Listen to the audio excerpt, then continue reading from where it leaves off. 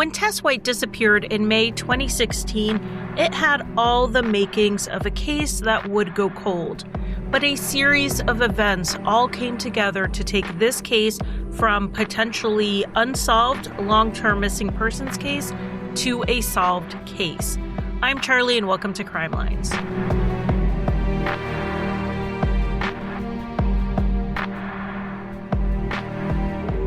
Welcome to Crime Lines. Welcome back if you've been here before. Just a quick reminder that if you do want more content, you can check out my Patreon for that. You do get ad-free episodes at the $2 tier, so if you don't want ads, that's a pretty easy way to listen.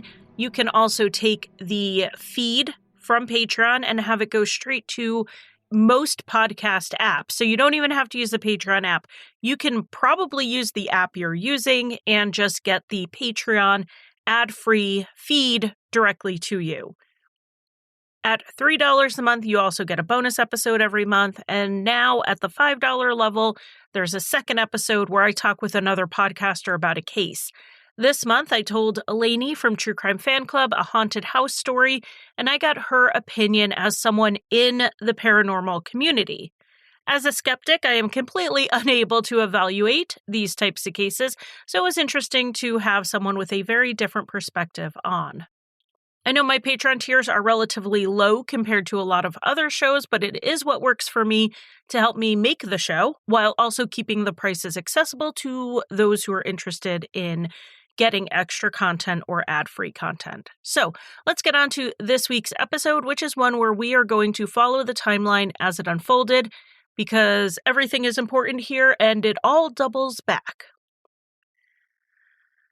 On May 6th, 2016, right around 10:30 in the morning, a man walked into a Milwaukee bank and waited until a teller called him to her window.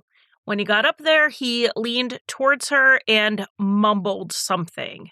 The teller told him she couldn't understand him, and he spoke louder this time, telling her, "Give me the money, no funny business." He then pulled back the sleeve of his shirt and exposed what looked to the teller like a gun. He repeated, "No funny business," as she pulled the money out of the drawer and put it on the counter. The man then asked her, "Where are the hundreds?" So the teller moved to a second drawer to get more cash. But the guy very suddenly grabbed what was already on the counter and left. As soon as he did, the teller hit the robbery alarm and another teller called 911.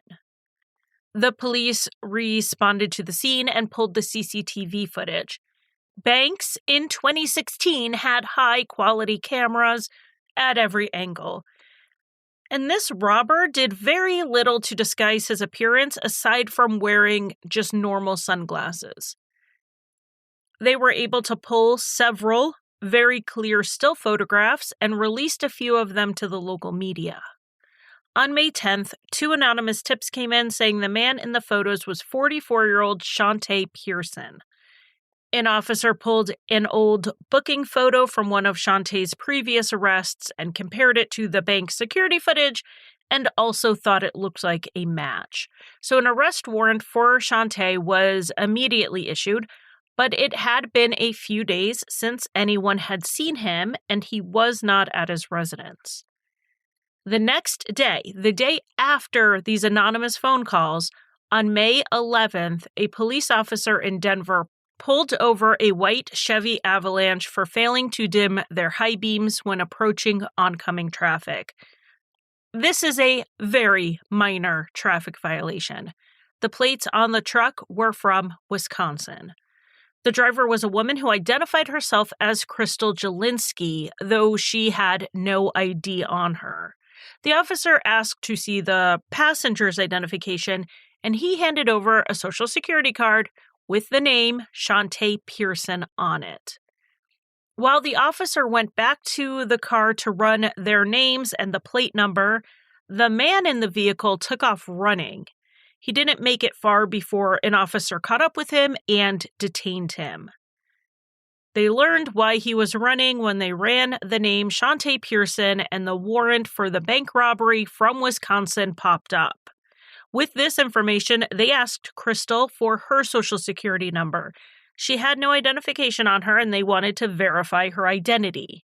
Crystal claimed she didn't know the number off the top of her head. So they used a rapid mobile fingerprint reader on her, and it came back that she was not Crystal Jelinski. She was Tiffany Jelinski Simmons. Tiffany had given her sister's name to the police.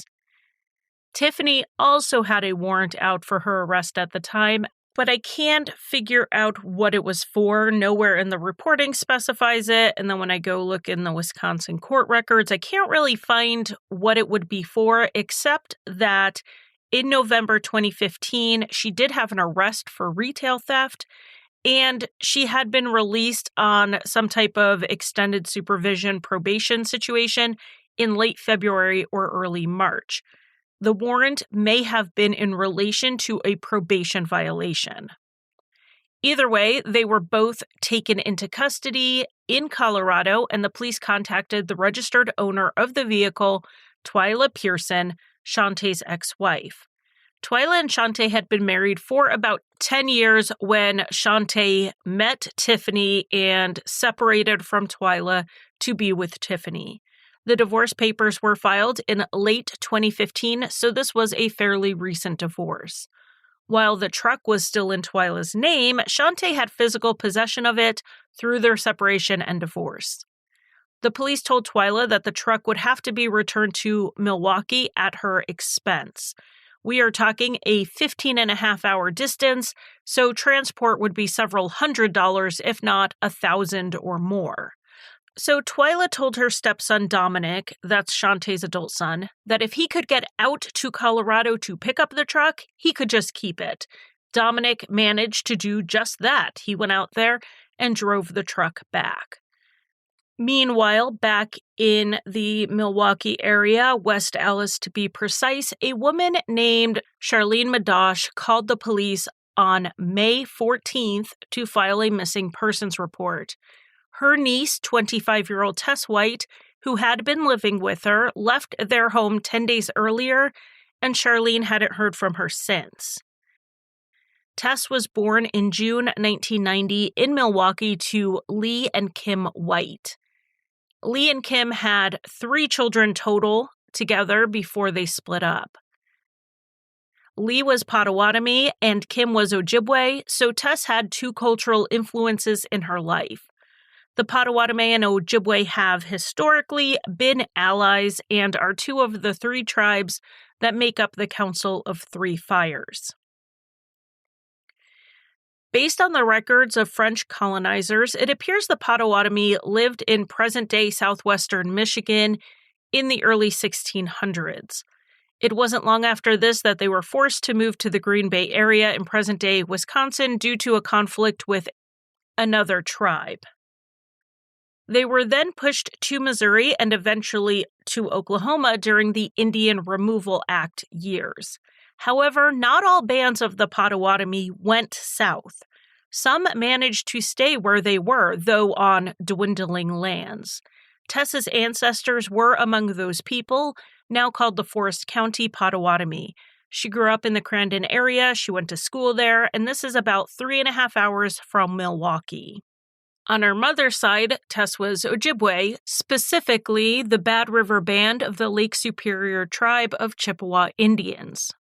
You may be wondering why I'm saying she's Ojibwe and the band uses the name Chippewa.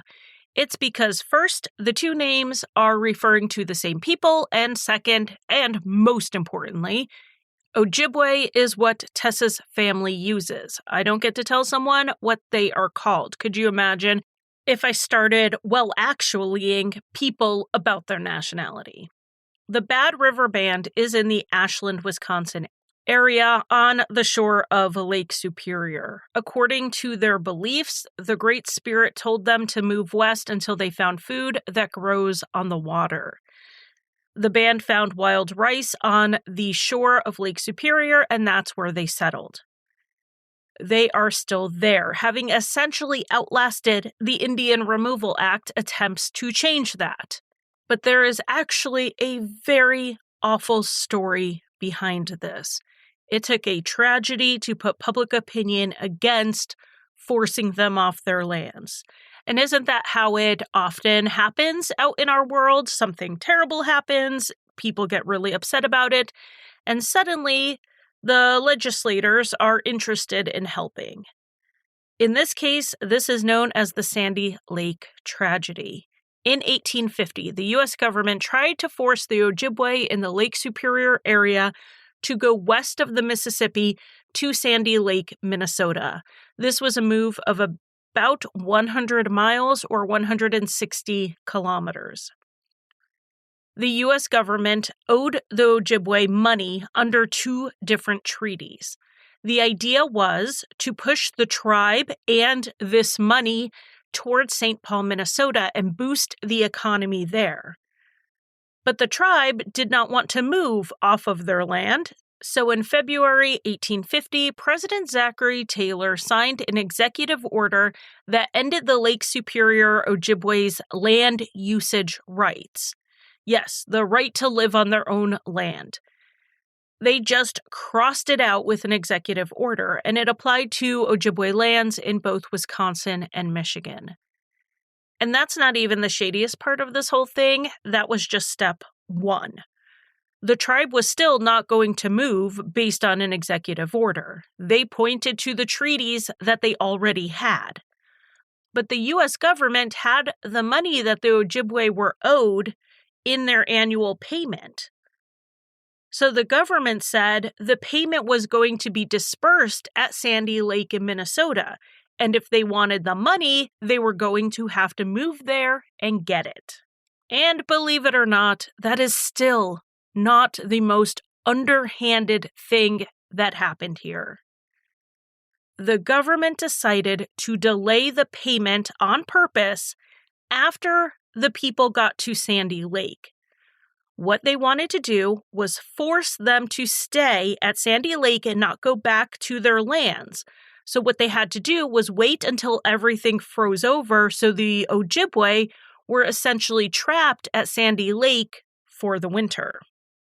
The Ojibwe were falsely told that the payment would be there on October 15th, and thousands showed up at Sandy Lake to get the money that was owed to them. It was over a month later that John Watrous, the sub-agent making the payment, showed up. So they were there on October 15th. He didn't show up until November 24th. At that point, he found people literally dying because they had no money, and the rations provided by the government to tide them over were not only not enough, but a lot of the food was literally rotten. At this point, Congress hadn't even approved the payment, so Watrous couldn't even administer it at that point. Because he was not a complete psychopath, he did try to get additional provisions to the people in the meantime. He used local traders who took advantage of the situation and charged exorbitant prices, but it was still not enough.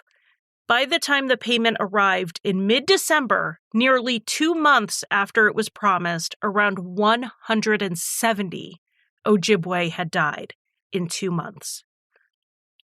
And then, facing death if they stayed or death on the way home, many walked back to Wisconsin, 100 miles, in the middle of the winter. Have you been to Minnesota or Wisconsin in the winter?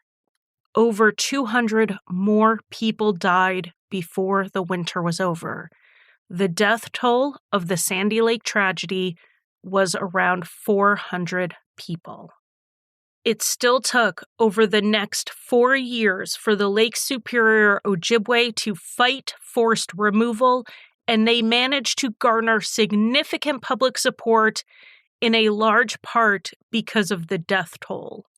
In 1854, the Ojibwe signed a new treaty that gave them a permanent reservation on their lands, and any annual payments owed to them would be administered where they were, and they would not have to travel for it. So let's move up to present day with Tess White having ancestry in 2 tribes. It is remarkable that they were both in their lands when she was born, because with the Indian removal policies, we don't often see that. Tess was enrolled in the Potawatomi tribe.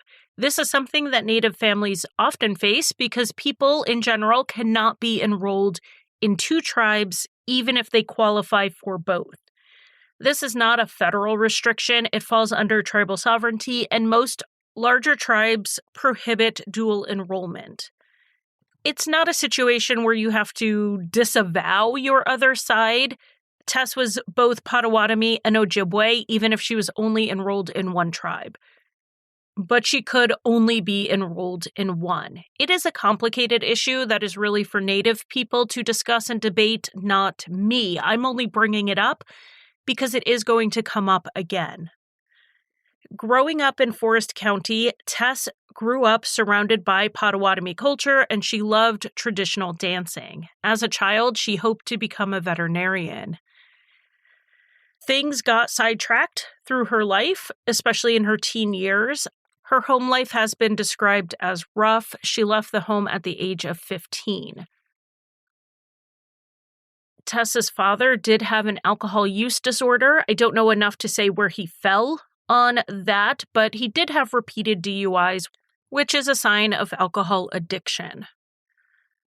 After leaving home at 15, Tess moved a lot, and she did start using drugs. In 2010, at the age of 20, she signed up for a rehab facility in South Dakota to get sober.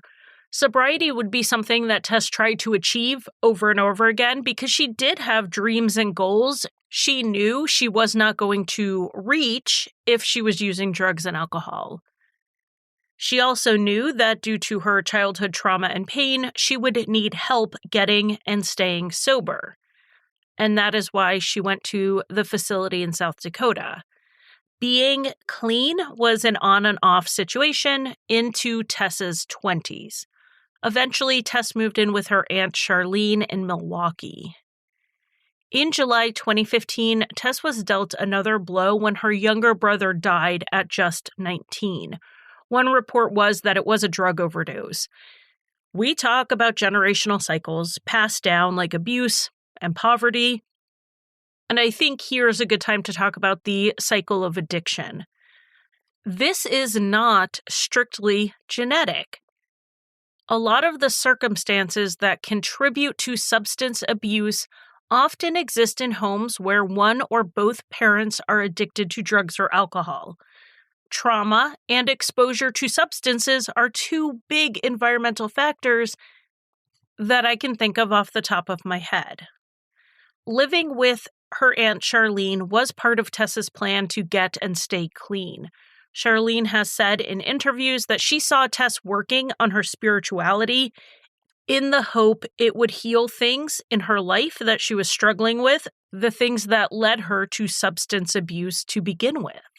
And in return, Charlene said that Tess taught her what love was really like. And yet, now here she was, in May 2016, reporting her niece missing. Tess was 25, so staying out with friends, going to visit family for even days at a time wasn't unusual, but Charlene did try to call Tess to check on her, and it kept going straight to voicemail. That's when she got concerned and called the police. According to the police report, Charlene last saw Tess around 7:30 on May 4th. Charlene said that Tess came home, she grabbed some clothes that she threw into a bag, and then she left. The police report and the reporting in the media have a discrepancy in the next bit. The police report said that Charlene had previously seen, like 2 to 3 hours before, a white truck or SUV pull up to pick Tess up. But Tess wasn't ready to go, so the vehicle left without her. The media reporting says that Charlene saw Tess get into that same truck when she left at 7:30, though that's omitted in the police report that I saw. Regardless of when Charlene saw this vehicle, she told the police she had seen it before. It was the same truck that was usually parked in front of an apartment on 81st Street where she would sometimes drop Tess off.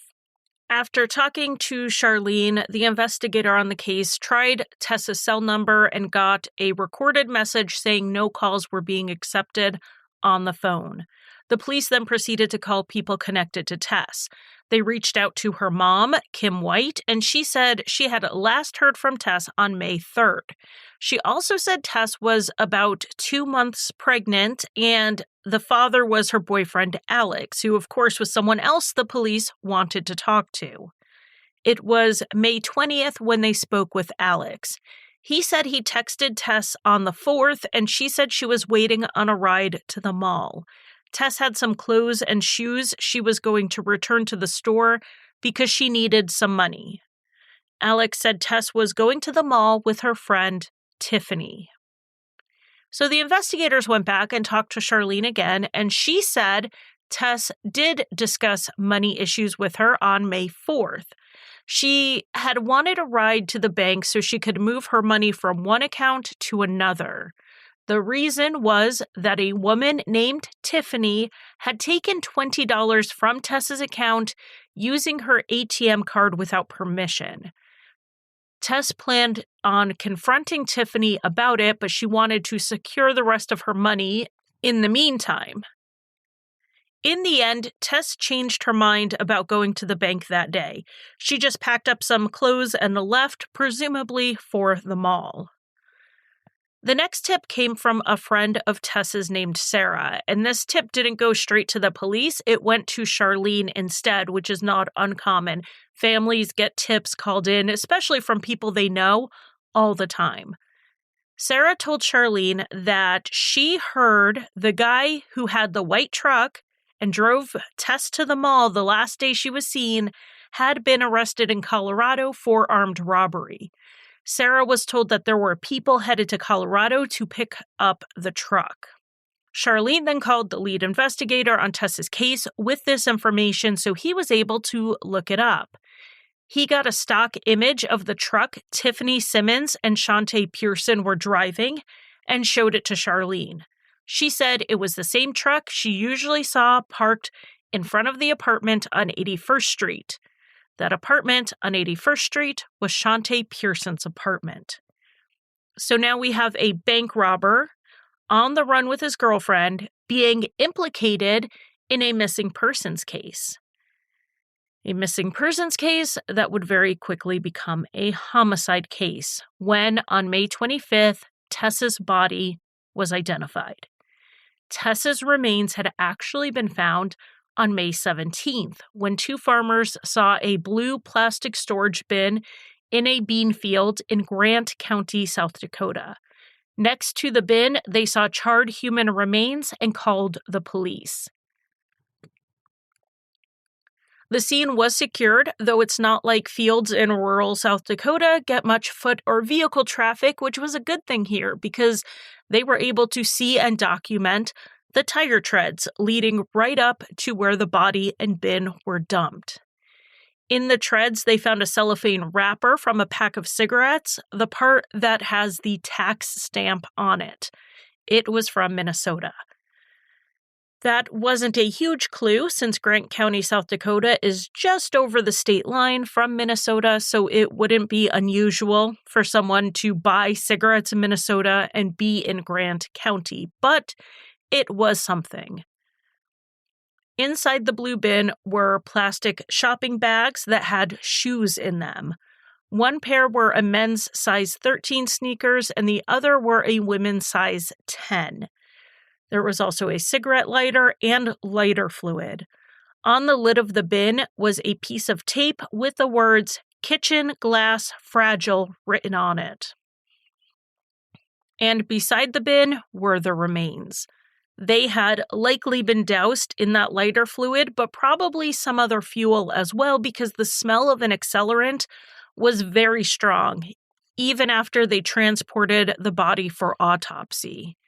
There was also some soil in the remains that didn't look like the soil in the bean field, which led to the question of if the body had been moved. They also noticed that there appeared to be a film over the head and face area, like a thin melted plastic. On May 19th, the autopsy was performed. It was determined that the body was of a female around the age of 25. Though the cause of death could not be medically determined for sure, there was no evidence of soot in the airways, so the body was burned post-mortem.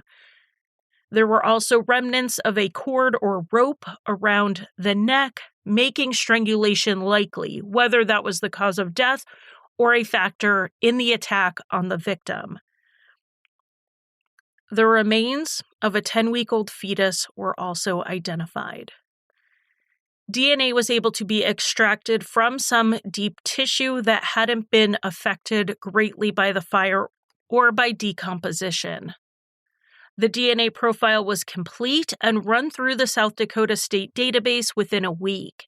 And on May 25th, they got a hit to Tess White. It is unbelievable that Tess's DNA was in their system at all. She had spent the vast majority of her life 2 states away from South Dakota. This all stemmed back to that treatment program Tess enrolled in back in 2010. While she was there, she got into an altercation that led to her arrest, and I believe the arrest of the other person she was fighting with. Tess's DNA was taken when she was booked because South Dakota has some of the broadest DNA collection laws in the country. If you are arrested for a felony or any crime involving violence or a sex offense, you give your DNA at booking, not at arraignment, not conviction, at booking, which is pretty much step 1 in your legal process. Even if you later plead down to a misdemeanor, a nonviolent offense, or you're acquitted, your DNA stays in the system unless you go to court to have it expunged. It isn't automatically removed. And it's only under limited circumstances that the courts will agree to have your DNA taken out of the system. Had Tess gone to a treatment program elsewhere, or if she hadn't gotten into a fight while she was there, or if her killer left her remains in a different state, she would not have been identified so quickly, and possibly not at all. It's estimated there are 40,000 unidentified remains in the United States. 13,000 of those are in NamUs. When we see a John or Jane Doe case and it doesn't get triggered by a matching missing persons file, we think, why didn't anyone report them missing? But how many times are cases solved and we find they were reported missing? Even a very famous Doe case, Joseph Newton Chandler, his family had reported him missing, and the file was in a drawer somewhere. We can't say for sure, but had things gone differently, there's a good chance Tess would have been a Jane Doe. Maybe not forever, but it certainly would have taken weeks or months to track her down, not days. But things didn't go differently, so the South Dakota investigators had a name, and they took Tess White's name and ran it through the national database. Her missing persons report popped up. Tess's family were then given the news that she had been murdered. But through another baffling set of circumstances, they were also able to tell the family that the prime suspects, Shante Pearson and Tiffany Simmons, were already in custody on unrelated matters. They were only in custody because Tiffany didn't dim her high beams when she passed a cop, and he decided to pull her over. And not only that, this happened the day after Shante Pearson was identified as a suspect in a bank robbery. Had this happened a day before, 2 days before, Shantae's warrant wouldn't have popped up and he would be free.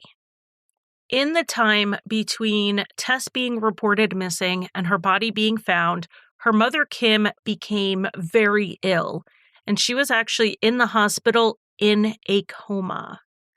Now, her son had died not even a year before this, and when she woke from her coma, her family would have to tell her that her daughter was dead as well. At this same time, Tess's father was in jail awaiting sentencing on a DUI. So both of Tess's next of kin were unable to organize anything to get her body back to have a funeral. Tess's maternal grandmother, Janice, called the medical examiner in South Dakota to see if anyone had claimed the body, and she learned no one had. No one really had the authority to do so. So Janice went to a Bad River tribal judge where she filed for an emergency guardianship of Tess's mother, Kim, while she was in the coma. With that guardianship, she could then act on behalf of Kim to get Tess's body back for a funeral. The judge granted the guardianship on June 1st, and on June 3rd, Tess's body, along with the remains of her unborn baby, were sent to Ashland, Wisconsin, for a traditional Ojibwe funeral. Janice wanted to wait until Kim was recovered enough to attend the funeral, so the family decided to wait nearly 3 more weeks in the hopes Kim could attend. But eventually they felt they just needed to let Tess's spirit rest. The Ojibwe belief is that the spirit stays until the body is buried. On June 22nd, they started the Vigil of the Fire. This is essentially a 24-hour round-the-clock wake that lasts for 4 days, with a fire being maintained during that entire time. But on day 3 of the Vigil of Fire, the funeral director showed up at the center where the wake was being held.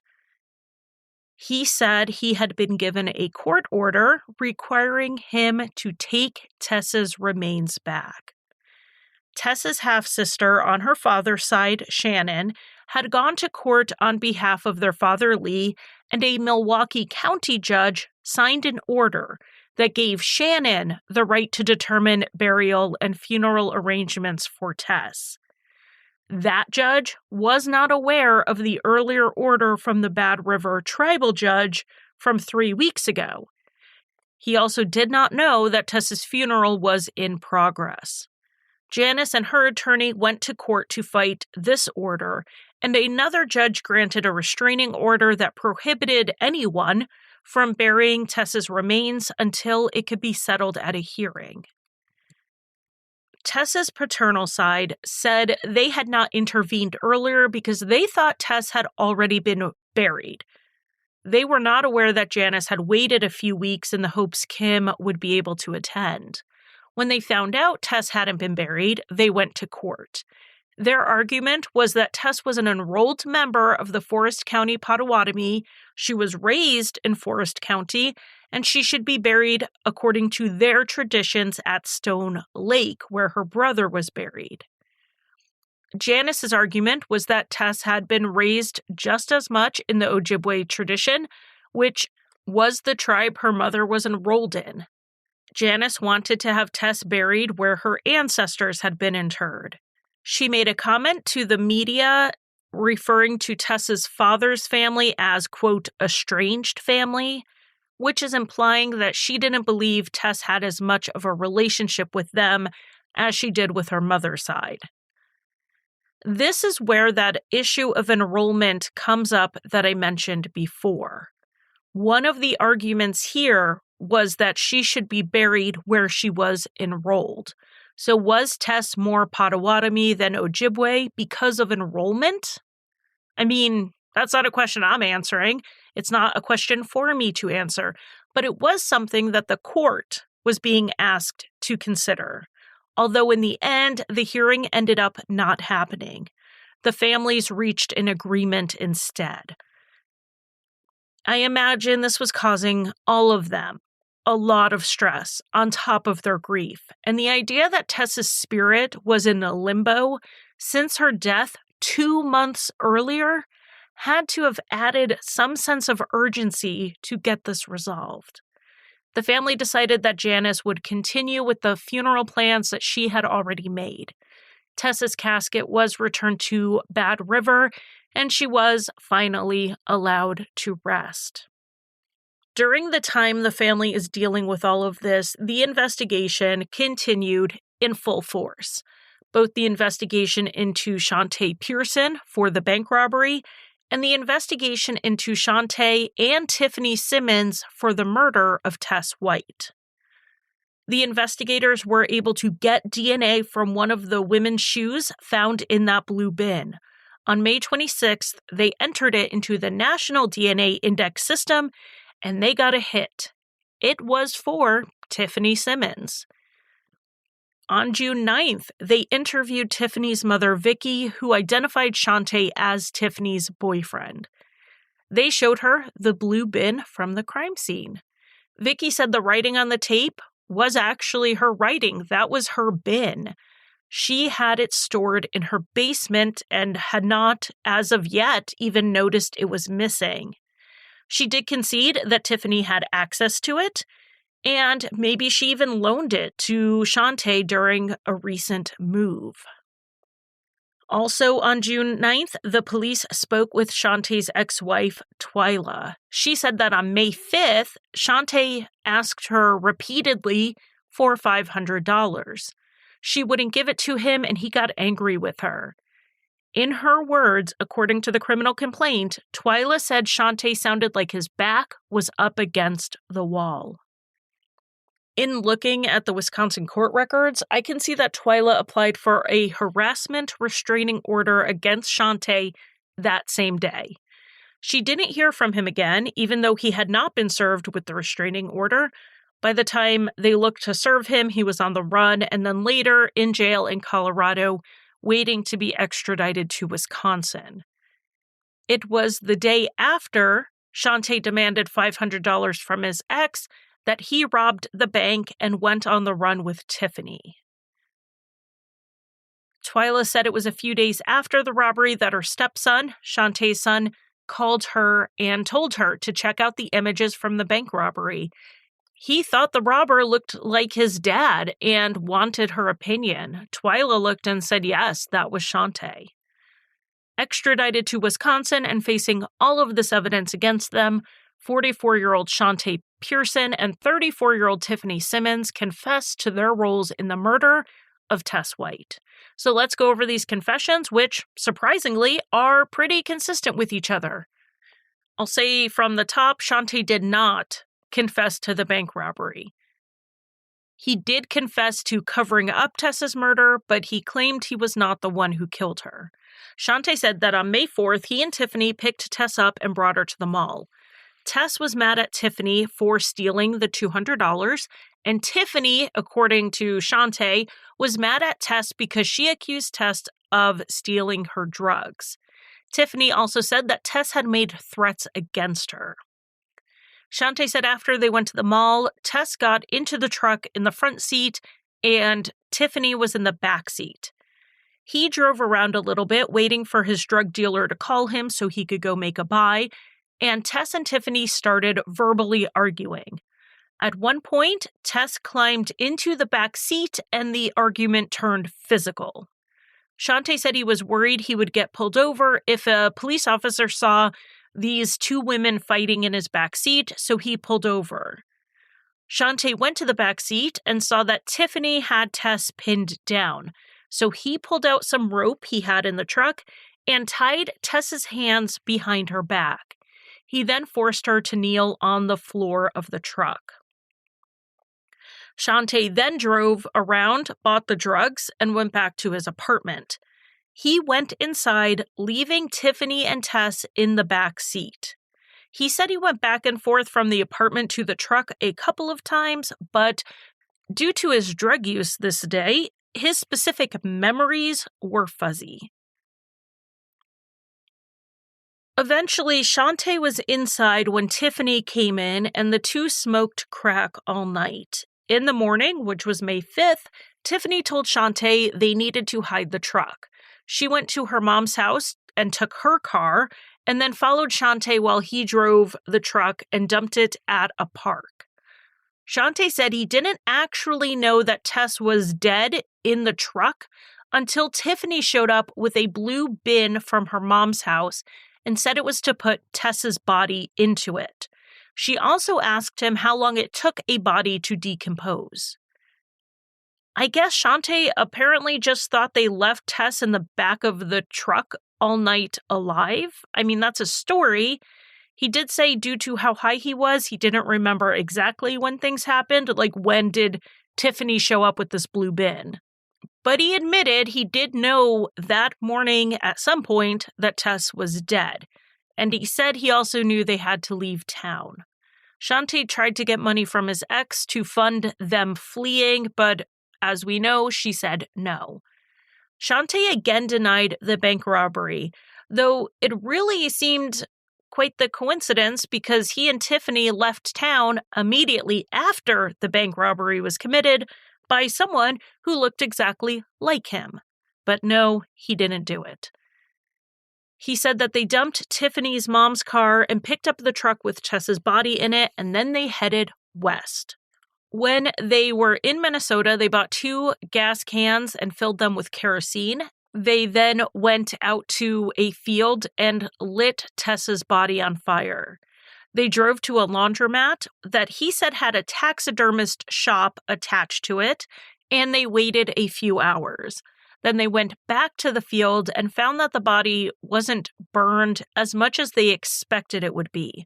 So they put the remains back into the blue bin and loaded it into the truck, deciding that they would figure out about disposing of it later.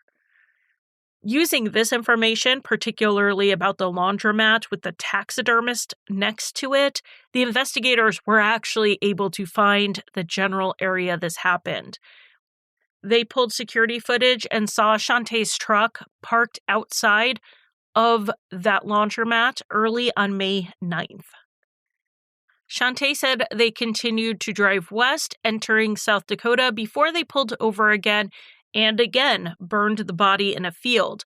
This time they left behind the bin that had their shoes in it. As for why they left the bin, the shoes, and other evidence behind, Shante said they planned to go back for them when they returned to see if the body had burned. They intended to scatter whatever was left of Tess's remains and also collect the evidence they left behind. But Tiffany said she thought someone may have seen them in the field, and they decided it was too risky to go back. No one had seen them, and had they gone back to remove the bin, the shoe with Tiffany's DNA on it, and Tess's remains, again, she may never have been found, and this case may never have been solved. Again and again in this case, things aligned perfectly to bring it to justice. I am just not a terribly spiritual person myself, but I definitely can see how people are when things like this happen. It's like someone or something bigger than us said, this case is going to be solved, and everything fell into place so it would be. Shante said they continued their journey west with the goal of making it to Las Vegas where he had family, but obviously they didn't do that. They got stopped in Denver. Shante's confession put him in the apartment at the time of the actual murder, and he said he didn't know that Tiffany was going to kill Tess. And Tiffany's confession completely backs this up. This was not a case of 2 suspects throwing each other under the bus. Tiffany and Shante told nearly the exact same story. I mean, that doesn't mean they were completely telling the truth, though. There is one part of their stories that I question a bit. They both accused Tess of stealing drugs and of making threats. I think it's interesting that these accusations only come after Tess had proof that Tiffany stole $200 from her. And they only come up when Tiffany and Shante need a motive for murder. And when Tess isn't around to defend herself. Not that my commentary is always necessary, but this sounds like deflection to me. The fight that Tess and Tiffany had in the truck could very well have only been about the $200 that Tiffany stole. Anyway, Tiffany's confession was pretty much the same as Shante, but she was able to tell the investigators what happened in the truck after Shante left. With Tess tied up, Tiffany said she punched and hit Tess and put out cigarettes on her, trying to get her to confess to stealing the drugs. She estimated the attack lasted around 45 minutes. Then Tiffany realized Tess would go to the police and report the assault and battery. Being on probation, Tiffany knew she would be facing significant legal consequences. In this month's Patreon bonus episode, I did mention there are 2 types of probation violations, and for those of you not on Patreon, let's go over those again. One violation is a technical violation. What you did by itself isn't illegal, but it is against the terms of your probation or your parole. Like, say, drinking alcohol or moving out of state. Now, the other violation is that you committed another crime. This is by far the worst violation, and it can see you back in jail for the remainder of your sentence on that original charge, plus you're facing the sentence for the new charges. Tiffany was not new to the criminal justice system or new to probation. She knew what was going to happen, and she decided she wanted to avoid years in prison. She decided that it was worth it, killing Tess White, knowing full well Tess was pregnant, if she could avoid jail time. Tiffany said she first tried to suffocate Tess. She gagged her with plastic shopping bags while holding her nose shut. But Tess fought back and managed to spit the bags out of her mouth. So Tiffany instead put the bags on Tess's head and strangled her to death with more of that rope that was in the truck. The bags were still on Tess's head when they set her body on fire, which is what left behind that film that the first responders saw. Tiffany said she then laid Tess's body on the floor of the truck and covered it before she went inside to smoke crack with Shantae. This was around 11 p.m. or midnight. Tiffany then said in the morning she started getting worried, not sure when the body would start smelling, when it would be obvious to others that Tess was missing, and she wanted to get rid of the body and the truck as soon as possible. And then the rest of her story pretty much continued the way Shantae had already described. Now, because the murder occurred, according to both confessions, in Wisconsin, Wisconsin had jurisdiction even though the remains were found in another state. Tiffany was charged with first-degree intentional homicide, kidnapping, and hiding a corpse. Shantae was charged with felony murder for causing death while committing a kidnapping, robbery of a financial institution, and hiding a corpse. Both pleaded not guilty. So then we see the usual delays and pretrial motions and hearings that we see in cases like this. The defense attorneys are trying to get statements thrown out. They're trying to get evidence thrown out. There's conversation over whether they'll be tried together or separately, and so on. Both confessions were deemed admissible at trial, which was going to be a huge hurdle for the defense teams. Tiffany's trial was initially scheduled for 2017, and then it was rescheduled to June of 2018, which would have been a full 2 years after her arrest. In January 2018, Tiffany's attorneys filed a motion demanding a speedy trial, so it was moved up to April of 2018. And a month before the trial was set to start, a plea deal was struck. It was not much of a deal. Tiffany pleaded guilty to the homicide and the kidnapping charges, while the hiding a body charge was dropped. There was very little Tiffany got from this plea deal, except the hope the judge would take this guilty plea into consideration at sentencing and view it in the light of Tiffany taking accountability and responsibility.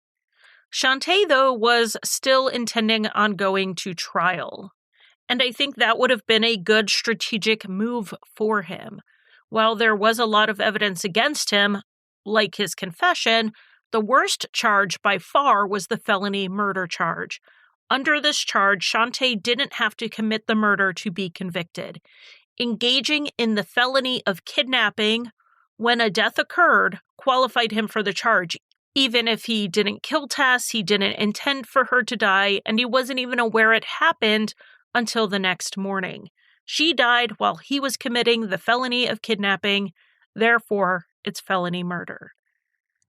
Now that said, Just because you qualify for a charge doesn't mean you can't sway a jury into deciding what you did really isn't worth sending you to prison for the rest of your life for it.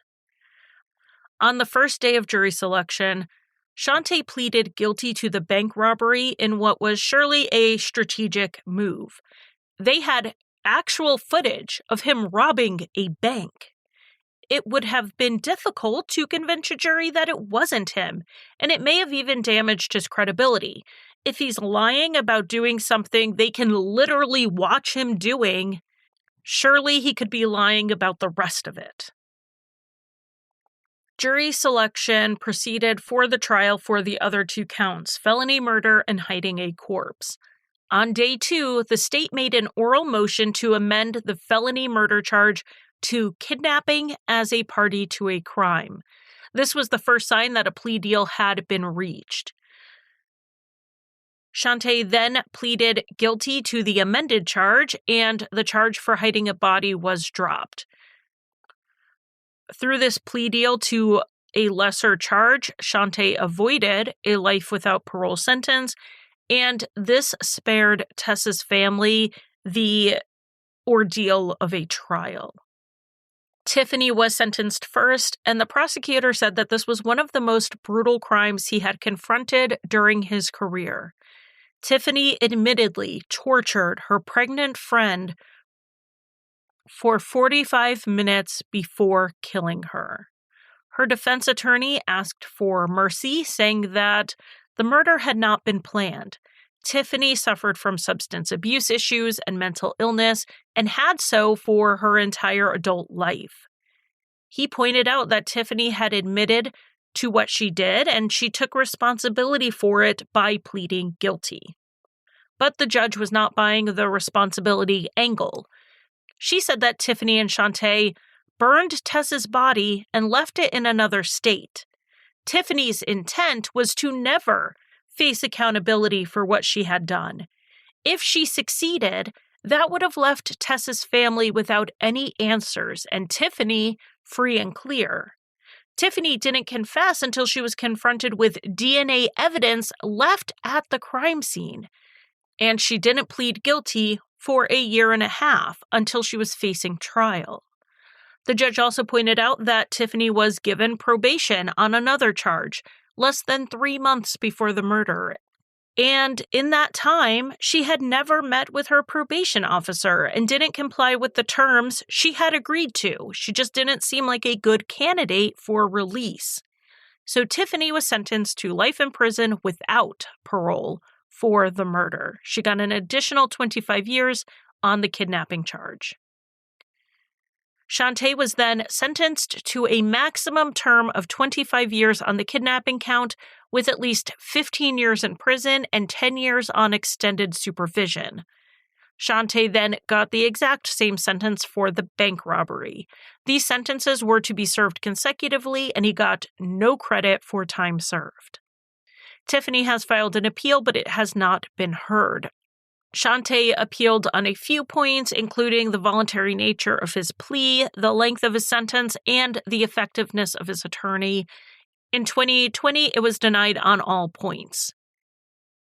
Also in 2020, Wisconsin formed their Missing and Murdered Indigenous Women Task Force. I talked about this in a previous episode where I talked about unsolved cases from the Menominee tribe. The mission of the task force is to focus on the factors that contribute to the disproportionate numbers of missing and murdered Indigenous women. On the task force are women from both Forest County Potawatomi and the Bad River Band of the Lake Superior tribe of Chippewa Indians, both sides of Tess White, working to protect women like her. Thank you for listening. You can find Crime Lines on Facebook, Twitter, Instagram, and TikTok. Crime Lines is also on YouTube, where I post 2 to 3 true crime videos a week, including an occasional after show where we go over any visuals from that week's podcast episode. Crime Lines is also on Patreon, where I offer early and ad-free episodes as well as bonus content. Visit patreon.com/crimelines. And if you want to buy me a coffee, the official drink of Crime Lines, you can give a one-time donation at basementfortproductions.com/support. And if you need a palate cleanser after listening to heavier true crime shows, check out Rusty Hinges, an occasionally funny history, mystery, and true crime podcast that I co-created and write for.